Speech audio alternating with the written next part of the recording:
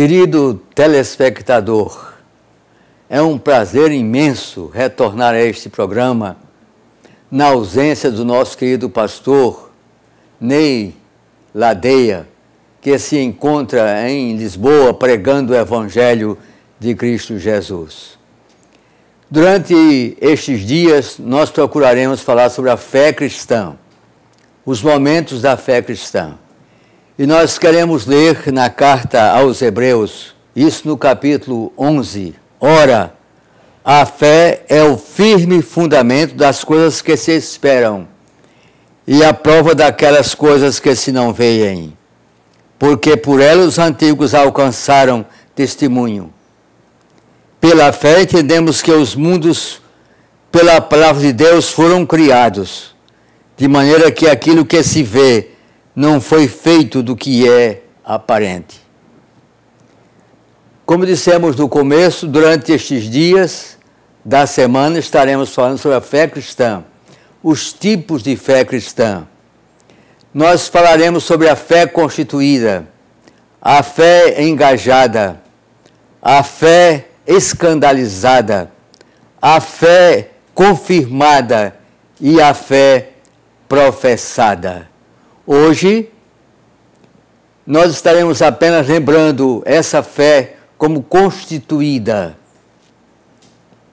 E nós lemos no Evangelho de João, no capítulo 1, no versículo 45, nós lemos assim: Filipe achou Natanael e disse-lhe: havemos achado aquele de quem Moisés escreveu na lei e os profetas, Jesus de Nazaré, filho de José. Havemos achado aquele que é o nosso Salvador eterno, Cristo Jesus. É significativo, meu querido ouvinte, muito significativo, que o Evangelho de João, ele faz tudo para provar essa fé constituída. É a fé dirigida a uma pessoa. Não se trata de uma mudança de religião, de sinagoga para sinagoga, nada disso. Mas trata-se, sobretudo, daquela fé dirigida a uma pessoa, a pessoa de nosso Senhor e Salvador Jesus Cristo. Por isso é que este Evangelho, no capítulo 5, no versículo 24, vai dizer assim: na verdade vos digo, que quem ouve a minha palavra e crê naquele que me enviou, tem a vida eterna e não entrará em condenação, mas passou da morte para a vida. É interessante também notar que no capítulo 6 e no versículo 40 nós lemos assim: porquanto a vontade daquele que me enviou é esta, que todo aquele que vê o Filho e crê nele tenha a vida eterna, e eu o ressuscitarei no último dia. E ainda neste mesmo Evangelho, lá no capítulo 20 do Evangelho de João, mas para terminar este Evangelho, nós vamos ler o seguinte, no capítulo 20, no versículo 31. Estes sinais, porém, foram escritos, para que creiais que Jesus é o Cristo, o Filho de Deus, e para que, crendo, tenhais vida em seu nome. Portanto, meu querido ouvinte, essa fé é puramente experiencial, é uma fé vivencial. Ela se dirige para a pessoa de nosso Senhor e Salvador Jesus Cristo. E a resposta humana é a fé. É por isso que Paulo, na sua carta aos Efésios, no 2º capítulo, vai dizer assim: pela graça sois salvos por meio da fé. Isso não vem de vós, é dom de Deus. Não vem das obras para que ninguém se glorie, mas nós somos feitura sua, criados para as boas obras. E na mesma carta, Paulo vai insistir nessa temática da fé cristã.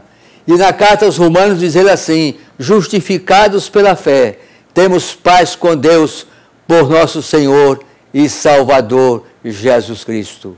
É, portanto, a fé constituída, a fé robustecida, a fé sacrificial, a fé viva e poderosa numa pessoa. Aliás, quando nós falamos em fé, nós pensamos normalmente que a fé só tem que ver com religião. Não é bem assim. Porque Lamennais, filósofo do século passado, foi dizer o seguinte: ele diz: tirai a fé e tudo perecerá.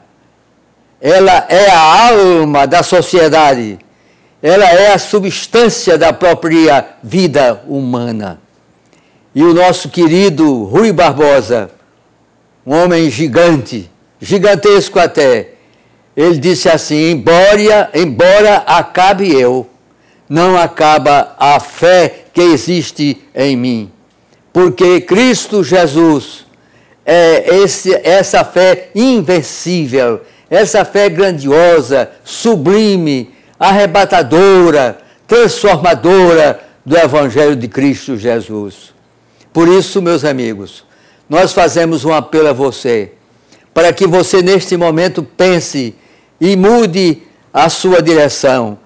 É uma mudança não de religião propriamente, não de ideologia propriamente, mas é uma mudança para a fé na pessoa de Cristo Jesus. Cristo Jesus é o nosso Salvador, é o Senhor da nossa vida, é o Senhor da história. Ele domina tudo e Paulo vai dizer que Ele é tudo em todos. De modo que essa é a nossa lição nesta manhã. Aprenda, portanto, a viver pela fé, a sonhar pela fé, a viver pela fé, a sentir esta grandiosidade na sua vida. E agora, nós vamos orar ao Senhor Jesus Cristo. Deus, nosso Pai querido, nós te damos muitas graças pela fé cristã, pela fé na pessoa de nosso Senhor e Salvador Jesus Cristo. Nós te louvamos, nós te engrandecemos neste momento e pedimos, teu Pai, que os nossos ouvintes também possam ter esta mesma fé constituída na pessoa de Cristo Jesus, o nosso eterno Salvador. Amém.